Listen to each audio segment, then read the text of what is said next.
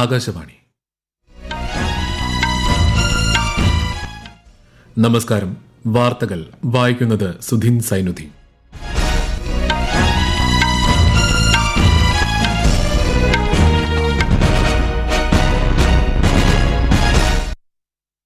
പ്രധാന വാർത്തകൾ. പഹൽഗാം ഭീകരാക്രമണത്തെ അപലപിച്ച് പ്രധാനമന്ത്രി നരേന്ദ്രമോദി. ഭീകരവാദികൾക്കെതിരെ കടുത്ത നടപടികൾ സ്വീകരിക്കുമെന്ന് പ്രധാനമന്ത്രി. ഭീകരാക്രമണത്തിന് മറുപടിയായി പാകിസ്ഥാനെതിരെ നടപടികൾ ശക്തമാക്കി ഇന്ത്യ. സിന്ധു നദീജല കരാർ റദ്ദാക്കി. വാഗ അട്ടാരി അതിർത്തിയും അടച്ചു. പഹൽഗാം ആക്രമണത്തിന്റെ പശ്ചാത്തലത്തിൽ കേന്ദ്ര സർക്കാർ വിളിച്ച സർവകക്ഷി യോഗം ഇന്ന് ചേരും. ഉദ്ധംപൂരിൽ ഭീകരരുമായുണ്ടായ ഏറ്റുമുട്ടലിൽ ഒരു സൈനികന് വീരമൃത്യു. അമ്പലമുക്ക് വിനീത വധക്കേസിൽ പ്രതി രാജേന്ദ്രന് വധശിക്ഷ വിധിച്ച തിരുവനന്തപുരം സെഷൻസ് കോടതി. IPL ക്രിക്കറ്റിൽ ഇന്ന് റോയൽ ചലഞ്ചേഴ്സ് ബംഗളൂരു രാജസ്ഥാൻ റോയൽസിനെ നേരിടും. വാർത്തകൾ വിശദമായി. പഹൽഗാം ഭീകരാക്രമണത്തെ ശക്തമായി അപലപിച്ച് പ്രധാനമന്ത്രി നരേന്ദ്രമോദി. ഭീകരവാദികൾക്കെതിരെ കടുത്ത നടപടി സ്വീകരിക്കുമെന്നും ആക്രമണത്തിനിരയായവർക്ക് നീതി ഉറപ്പാക്കുമെന്നും പ്രധാനമന്ത്രി വ്യക്തമാക്കി. ഭീകരതയ്ക്ക് ഇന്ത്യയുടെ ആത്മാവിനെ കെടുത്താൻ സാധിക്കില്ലെന്നും അദ്ദേഹം പറഞ്ഞു. ഇന്ത്യ ഒറ്റക്കെട്ടായി ഭീകരാക്രമണത്തിൽ രോഷം രേഖപ്പെടുത്തുന്നതായി പറഞ്ഞ പ്രധാനമന്ത്രി പ്രിയപ്പെട്ടവരെ നഷ്ടമായവരുടെ ദുഃഖത്തിൽ പങ്കുചേരുന്നതായും അറിയിച്ചു. ദേശീയ പഞ്ചായത്ത് രാജ് ദിനാചരണത്തോടനുബന്ധിച്ച് ബീഹാറിൽ നടന്ന പരിപാടി അഭിസംബോധന ചെയ്യുകയായിരുന്നു അദ്ദേഹം. I say to the whole world, India will identify, track and punish every terrorist and their backers. We will pursue them to the ends of the earth. India's spirit will never be broken by terrorism. Terrorism will not go unpunished. Every effort will be made to ensure that justice is done. Everyone who believes in humanity is with us. ബീഹാറിൽ 13,500 കോടി രൂപയുടെ അടിസ്ഥാന സൌകര്യ വികസന പദ്ധതികളുടെ ഉദ്ഘാടനവും ശിലാസ്ഥാപനവും പ്രധാനമന്ത്രി നിർവഹിച്ചു. പഹൽഗാം ഭീകരാക്രമണത്തിൽ ജീവൻ നഷ്ടമായവരോടുള്ള ആദരസൂചകമായി അല്പനേരം മൌനം ആചരിച്ച ശേഷമാണ് ചടങ്ങുകൾ ആരംഭിച്ചത്. പഹൽഗാം ആക്രമണത്തിന് മറുപടിയായി പാകിസ്ഥാനെതിരെ ശക്തമായ നടപടികളുമായി ഇന്ത്യ. സിന്ധു നദീജല കരാർ റദ്ദാക്കിയതിനു പുറമെ വാഗ അട്ടാരി അതിർത്തിയും അടച്ചു. പ്രധാനമന്ത്രി നരേന്ദ്രമോദിയുടെ അധ്യക്ഷതയിൽ ഇന്നലെ ചേർന്ന കേന്ദ്ര മന്ത്രിസഭാ സുരക്ഷാകാര്യ സമിതി യോഗത്തിലാണ് തീരുമാനം. സാർക്ക് വിസ ഇളവ് അനുസരിച്ച് ഇന്ത്യയിൽ സഞ്ചരിക്കാൻ പാകിസ്ഥാൻ പൌരന്മാരെ അനുവദിക്കില്ലെന്നും വിദേശകാര്യ സെക്രട്ടറി വിക്രം മിശ്രി അറിയിച്ചു. SVES വിസയിൽ ഇന്ത്യയിലുള്ള എല്ലാ പാകിസ്ഥാൻ പൌരന്മാരും 48 മണിക്കൂറിനകം രാജ്യം വിടണം. മുൻപ് അനുവദിച്ച SVES വിസകൾ റദ്ദാക്കാനും തീരുമാനമായി. ന്യൂഡൽഹിയിലെ പാകിസ്ഥാൻ ഹൈക്കമ്മീഷനിൽ പ്രവർത്തിക്കുന്ന സൈനിക നയതന്ത്രജ്ഞർ ഒരാഴ്ചയ്ക്കകം രാജ്യം വിടണമെന്നും ഇന്ത്യ വ്യക്തമാക്കി. ഇസ്ലാമാബാദിലെ ഇന്ത്യൻ ഹൈക്കമ്മീഷനിലുള്ള സൈനിക ഉപദേഷ്ടാക്കളെ ഇന്ത്യയും പിൻവലിക്കും. ഹൈക്കമ്മീഷനിലെ ജീവനക്കാരുടെ എണ്ണം 55-ൽ നിന്ന് 30 കുറയ്ക്കാനും തീരുമാനമായി. ഇതിനു പിന്നാലെ പാകിസ്ഥാന്റെ ഉന്നത നയതന്ത്രജ്ഞൻ സൌദ് അഹമ്മദ് വാറൈച്ചിനെ വിളിച്ചുവരുത്തി സൈനിക നയതന്ത്രജ്ഞരെ തിരിച്ചയക്കുന്നതിനുള്ള പെസ്ന നോൺ ഗ്രാറ്റ നോട്ട് ഇന്ത്യ കൈമാറി. പാകിസ്ഥാന്റെ ഔദ്യോഗിക എക്സ് ഹാൻഡിൽ അക്കൌണ്ടും ഇന്ത്യയിൽ നിരോധിച്ചു. പഹൽഗാമിലെ ബൈസ്രൻ വാലിയിൽ ചൊവ്വാഴ്ചയുണ്ടായ ഭീകരാക്രമണത്തിൽ 26 വിനോദസഞ്ചാരികളാണ് കൊല്ലപ്പെട്ടത്. പഹൽഗാം ഭീകരാക്രമണത്തിന്റെ പശ്ചാത്തലത്തിൽ കേന്ദ്ര സർക്കാർ ഇന്ന് ന്യൂഡൽഹിയിൽ സർവകക്ഷി യോഗം വിളിച്ചു. വൈകിട്ട് 6 മണിക്ക് പാർലമെന്റ് മന്ദിരത്തിലാണ് യോഗം നടക്കുക. ജമ്മുകാശ്മീർ മുഖ്യമന്ത്രി ഒമർ അബ്ദുള്ളയും ഇന്ന് സർവകക്ഷി യോഗം വിളിച്ചിട്ടുണ്ട്. ശ്രീനഗറിൽ ഉച്ചതിരിഞ്ഞ് 3 മണിക്കാണ് യോഗം. ഭീകരാക്രമണത്തിന്റെ പശ്ചാത്തലത്തിൽ കശ്മീരിൽ കുടുങ്ങിയ മലയാളികൾക്ക് ആവശ്യമായ സഹായങ്ങൾ ലഭ്യമാക്കുന്നതിനുള്ള സൌകര്യങ്ങൾ സംസ്ഥാന സർക്കാർ സജ്ജമാക്കിയിട്ടുണ്ടെന്നും അവ പ്രയോജനപ്പെടുത്തണമെന്നും മുഖ്യമന്ത്രി പിണറായി വിജയൻ. സഹായം ആവശ്യമായവർക്കും ബന്ധുക്കളെ സംബന്ധിച്ച വിവരം തേടുന്നവർക്കും ഹെൽപ്പ് ഡെസ്ക് നമ്പറിൽ നിന്ന് വിവരങ്ങൾ നൽകുന്നതിനും പേര് രജിസ്റ്റർ ചെയ്യുന്നതിനും സൌകര്യമൊരുക്കിയിട്ടുണ്ട്. നിലവിൽ 575 മലയാളികൾ കശ്മീരിലുണ്ടെന്ന വിവരം ലഭിച്ചിട്ടുണ്ടെന്നും മുഖ്യമന്ത്രി പറഞ്ഞു.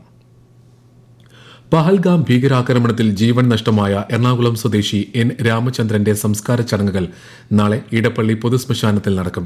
രാവിലെ 7:30 മുതൽ 9:30 വരെ ഇടപ്പള്ളി ചങ്ങമ്പുഴ പാർക്കിൽ പൊതുദർശനമുണ്ടായിരിക്കും. നെടുമ്പാശ്ശേരി വിമാനത്താവളത്തിൽ ഇന്നലെ രാത്രി എത്തിച്ച ഭൌതിക ശരീരത്തിൽ സംസ്ഥാന സർക്കാരിനു വേണ്ടി മന്ത്രി P. പ്രസാദ് പുഷ്പചക്രം അർപ്പിച്ചു. ജമ്മുകാശ്മീരിലെ ഉദ്ധംപൂർ ജില്ലയിൽ സുരക്ഷാ സേനയും ഭീകരരും തമ്മിലുണ്ടായ വെടിവെപ്പിൽ ഒരു സൈനികന് വീരമൃത്യു. ഡുഡു ബസന്ത്ഗഡ് പ്രദേശത്ത് ഭീകര സാന്നിധ്യമുണ്ടെന്ന വിവരത്തിന്റെ അടിസ്ഥാനത്തിൽ സുരക്ഷാസേന നടത്തിയ തെരച്ചിലിനിടെയാണ് വെടിവെപ്പ്. മേഖലയിൽ ഏറ്റുമുട്ടൽ തുടരുകയാണ്. കുൽഗാം ജില്ലയിലെ ടാങ്മാർഗ് പ്രദേശത്തും ഇന്നലെ ഭീകരരും സുരക്ഷാസേനയും തമ്മിൽ ഏറ്റുമുട്ടലുണ്ടായിരുന്നു. ഇവിടെയും തിരച്ചിൽ പുരോഗമിക്കുകയാണ്. ഈ വാർത്തകൾ ആകാശവാണിയിൽ നിന്ന്. ആകാശവാണി വാർത്തകളും വാർത്താ അധിഷ്ഠിത പരിപാടികളും All India Radio News Thiruvananthapuram YouTube ചാനലിലും at All India Radio News Thiruvananthapuram Facebook പേജിലും AIR ന്യൂസ് _ ഇൻസ്റ്റഗ്രാം അക്കൌണ്ടിലും at AIR news _ TVM X ഹാൻഡിലും ലഭ്യമാണ്.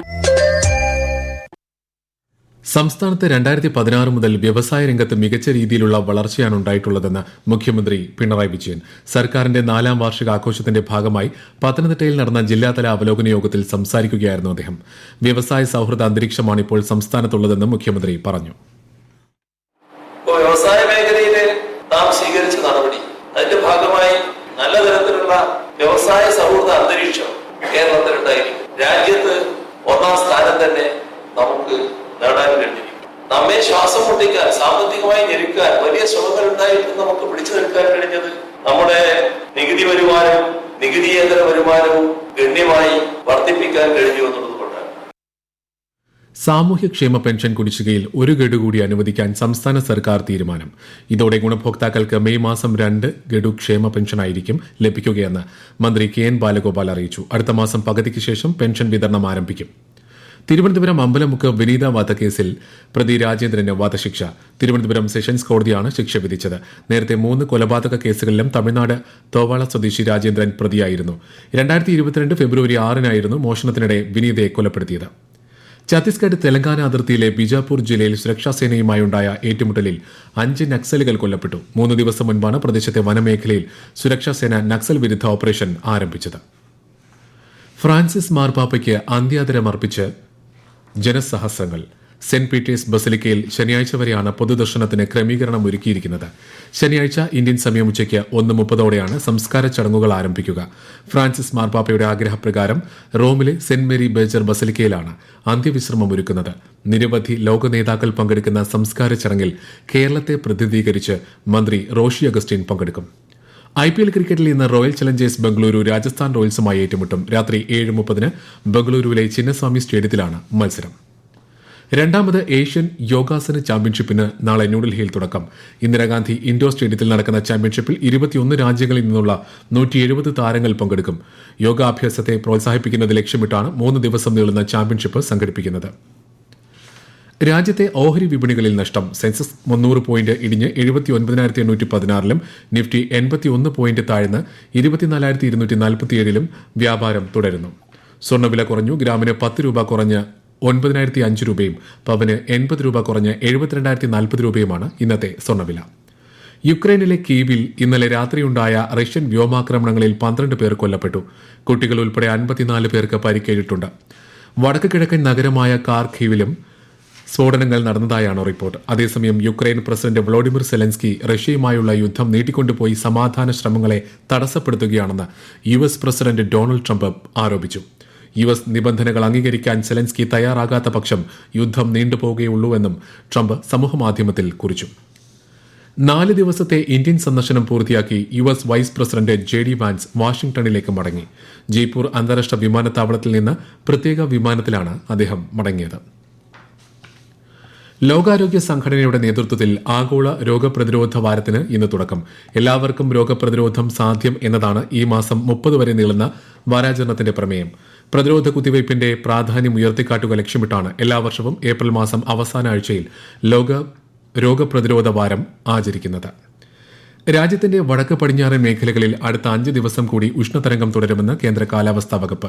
പശ്ചിമ മധ്യപ്രദേശ്, രാജസ്ഥാൻ, പഞ്ചാബ്, ഹരിയാന, ഡൽഹി എന്നിവിടങ്ങളിൽ ഈ മാസം 29 വരെ ഉഷ്ണതരംഗത്തിന് സാധ്യതയുണ്ട്. പ്രധാന വാർത്തകൾ വീണ്ടും. പഹൽഗാം ഭീകരാക്രമണത്തെ അപലപിച്ച് പ്രധാനമന്ത്രി നരേന്ദ്രമോദി. ഭീകരവാദികൾക്കെതിരെ കടുത്ത നടപടികൾ സ്വീകരിക്കുമെന്നും പ്രധാനമന്ത്രി. ഭീകരാക്രമണത്തിന് മറുപടിയായി പാകിസ്ഥാനെതിരെ നടപടികൾ ശക്തമാക്കി ഇന്ത്യ. സിന്ധു നദീജല കരാർ റദ്ദാക്കി. വാഗ അട്ടാരി അതിർത്തിയും അടച്ചു. പഹൽഗാം ആക്രമണത്തിന്റെ പശ്ചാത്തലത്തിൽ കേന്ദ്ര സർക്കാർ വിളിച്ച സർവകക്ഷി യോഗം ഇന്ന് ചേരും. ഉദ്ധംപൂരിൽ ഭീകരരുമായുണ്ടായ ഏറ്റുമുട്ടലിൽ ഒരു സൈനികന് വീരമൃത്യു. അമ്പലമുക്ക് വിനീത വധക്കേസിൽ പ്രതി രാജേന്ദ്രന് വധശിക്ഷ വിധിച്ച് തിരുവനന്തപുരം സെഷൻസ് കോടതി. IPL ക്രിക്കറ്റിൽ ഇന്ന് റോയൽ ചലഞ്ചേഴ്സ് ബംഗളൂരു രാജസ്ഥാൻ റോയൽസിനെ നേരിടും. വാർത്തകൾ കഴിഞ്ഞു. അടുത്ത വാർത്താ പ്രക്ഷേപണം വൈകിട്ട് 6:30.